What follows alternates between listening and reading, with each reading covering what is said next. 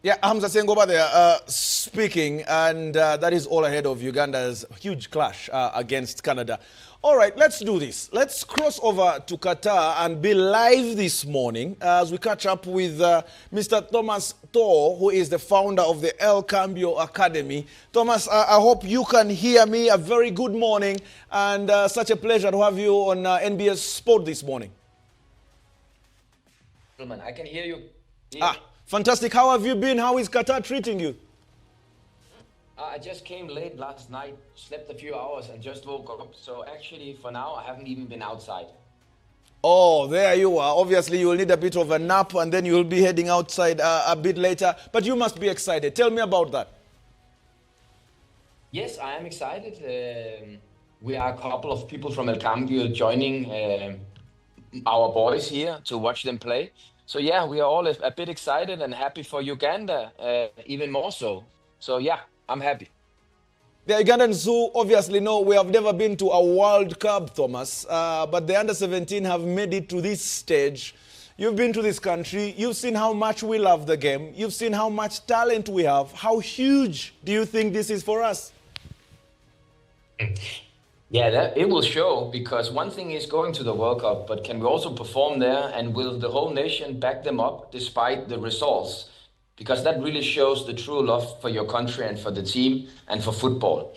Because a lot of people are following different teams when it goes well, but how do you react when it goes less good? Now, my question is that I would say it like this, that I am looking forward to this. I hope Uganda is looking forward to it, but let's stay together no matter what. This, I believe, is just the beginning. I think we have a lot of good years in front of us as a nation.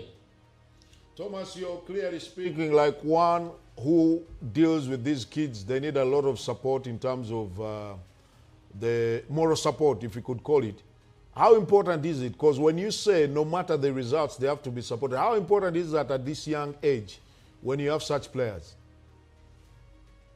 For us at El Cambio and anywhere in Uganda, we need to support the children. Remember, despite they are 16 and 17, they're still children, and they are not well aware of the whole world, how it works, how people are behaving around them, and how they will be affected by, let's say, a good or bad result. So emotional support for a child, don't matter if he's 5, 8 or 17, is very important for them to face challenges, to understand and reflect upon what went wrong or why did I really perform well. Someone needs to play the ball with them, their mindset, so that they understand why did they reach to this level and how can they reach further. Thomas, an interesting one here. I mean, you said there should be less pressure on these boys, and we know they are still developing, but we also do know there are thousands of scouts going to be in Qatar because the top clubs in Europe want players this young.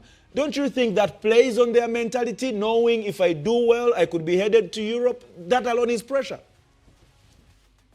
At El Cambio, we love and we accept pressure. As long as we have a plan, then we can cope with the pressure. Pressure comes to you and overwhelms you when you don't have to have a plan of how to work around the thing that you are working on. Like, let's say Bugir James that is going to now play. If he's focusing too much on the pressure and everyone talking about him and Europe and whatever, okay, he might lose focus. But if he's focusing and have a plan of what to do and what he has been developed over the last many years, keep focused and on the plan, then the pressure will not be as much.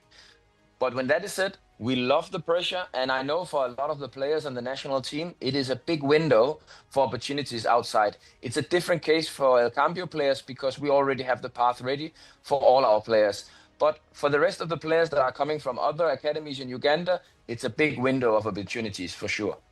Okay, let's talk about El Cambio now, my friend. That is obviously our focus this morning. We've read hundreds of articles. We've seen hundreds of interviews about the dream. But let's get it from you, Thomas. And it's really like we are taking you back to school. It's a story you've told before. But let's get it from the horse's mouth again as you're in Qatar. The dream behind the project. Where does this start from? And by the way, Thomas, why pick Uganda? Today, I would say that I'm very happy that I chose Uganda of all countries. I'm very happy for that, for so many reasons. I have come to love your country, and I will never go again.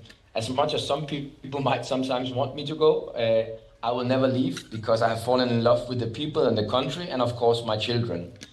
So back in the days, some people in Denmark, I'm from Denmark, pointed me in the direction of Uganda. And I agreed to come for 3 weeks to see what this is like. And already at the time, I already knew the model I wanted to build.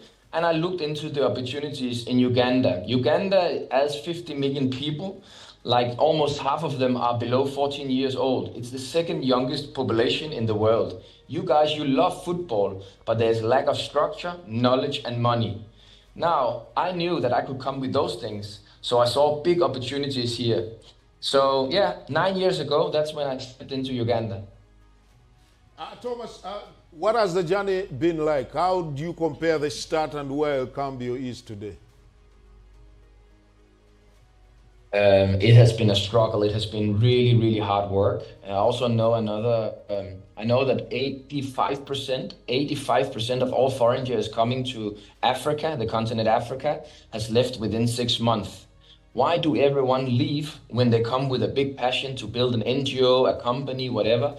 It's because it's a big challenge. Just like it would be for many of Africans to go to Europe and start up something. The mentality is very different, the culture is very different. So everyone needs to learn. I need to learn from Uganda, and Uganda need to learn from me. And this way, I think we can mix the two cultures into something beautiful. What are some of those challenges, Thomas? Because you look at your project and you think it should be able to produce some really good players for us to one day wake up when we have a top player in a major European league. What are some of those challenges that you've faced as an owner of an academy in Uganda? First of all, I would say that this doesn't come out for all Europeans and all people in Denmark. But for me, I'm grown in a club system, in a youth academy where long-term development is the key. It is so important to be sustainable and not looking for the win today, but to develop the player into maybe 6, 7, 8 years from now. And that is a big difference coming from outside for me to see how the system is working here within the academies, that here, unfortunately, in Uganda, it's all about winning. And as much as people and coaches and academies and clubs says differently, it's not what I see. So if I can be an inspiration to say, if you want to create the best possible players, you need to keep them for a long, long time. And you need to do right in every training, in terms of drills, in terms of your strategy in football, but also in your terms of your leadership. Which words are you putting into the brains of these children from an early age? All of this has to be developed within so many years. We have the players for 8 years, 9 years, some of them. Thomas, definitely what you talk about as challenges, one of those is probably our education system, the fact that kids have to study from morning up to evening. How have you gone about it at El Cambio? How do you manage such schedules? Because they need as much time to play just like they do for the education, but here they seem to prioritize the education more than talent. How have you gone about it? And then what do you make of the whole chaos of us not being able to give these kids an opportunity to play? Yeah, I think that one challenge here is compared to, let's say, Denmark, where I'm from, or any other good football nation, is that here we have the school system. All the Ugandan children are going into school, and they're then going to play for the school team. In Denmark, we go to school, but after school, we are living in a city, and after school, we go to a club, and then we play with equally good players. And having a system of educated coaches in the clubs, not in the schools. And you might think that why is it so important? One thing I can say is here in Uganda, when you have finished primary, you might be 13 years old, you shift into secondary. Now you're the youngest player in secondary school. You will now compete on the school football team with someone who is 18, 19, 20 years even. This player at the age of 13, who is now joined S1, will not see serious football for 1, 2, 3, 4, 5 years. And that's a big problem because this is a golden age where we can really develop them. For us at El Cambio, we do a bit like in Europe.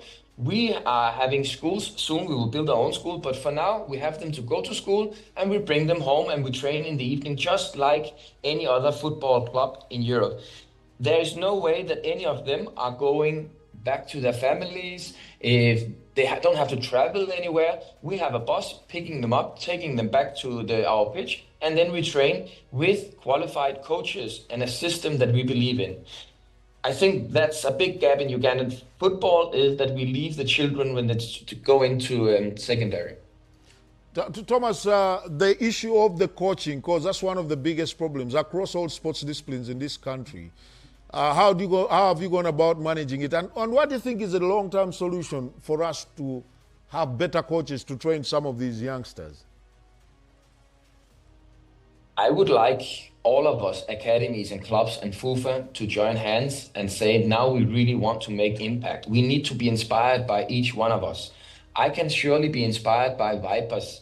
Vipers can be inspired by FIFA, and even someone at a low grassroots level that we might not even know about could inspire all of us, because we all have different insights on different levels. For now, I believe that we can do more. We need to stick more together than playing out each other and thinking that our project is the best. It seems to me that everyone wants to be the best instead of saying Uganda has to be the best. Together we can do something. So we need that togetherness even more in this country. And that can be done by seminars, by inviting each other, by calling each other. Seminars could be like having 20 academies, owners and clubs to come to El Cambio, and FIFA initiate this. And then we explain everything we do. We would be happy to do that. Okay, Thomas, let me just take you back a bit, because part of the stereotype and why some youngsters in this country never made it was some parents saying, listen, drop football, go to school. You need to get a job. You will have a family. You will look after your family. How tough has that transition been? Did you ever face challenges?